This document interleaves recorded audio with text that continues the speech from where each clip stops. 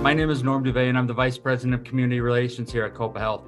Copa Health is an organization that is dedicated to improving the lives of the individuals that we serve and the people that are around them, those in the community. How do we achieve kindness and toughness at the same time? How do we achieve resilience and a sense of connection? When somebody is really in that deep setback, as I call it, the number one, they have to become awake. They have to become awake. And the second thing that they need to do is they have to take inventory. The third thing of what I love that you guys are doing today, Norm, is that you're allowing people to partner with power.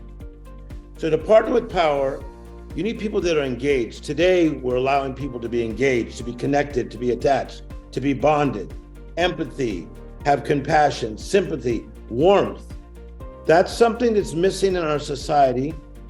There's a story about a friend of mine that some of you may know. I've been very good friends with Smokey Robinson for about 33 years. And Smokey went through a time of addiction that he talks about in his own book. My good friend, Leon Kennedy, his friend who's an actor, was the first one, and then he went to one of my doctor friends, found out about the situation that Smokey was in, and Smokey was hiding in his house and would not let him in. And it's a true story. Leon went and got an axe and broke down his door. And sometimes you need a friend that loves you enough to have an axe to break down the door. So one of the real privileges I've had over the last 50 years is to work with athletes who understood that they could be role models and trigger imitative behavior. So one of the difficulties in the mental health area is the stigma of mental health.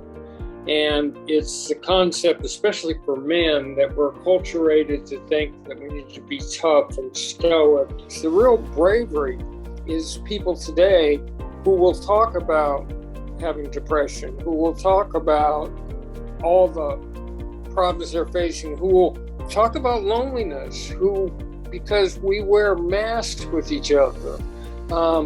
You can walk up to a man who's got cancer and ask him how he's doing, and they'll say, oh, okay, fine. How do we get institutions and doctors and bureaucracies like the Veterans Administration or NFL doctors, et cetera, to leave their desks, to leave the old paradigm of I've done my job because I talked to them on the phone, I did a Zoom call with them, I wrote down, I checked in on them, and go to them, to break through their door, like what Tim just talked about with Smokey Robinson, to literally take their own axe to break through, to say, here I am. After you take the axe and you break down Smokey's door, something has to happen.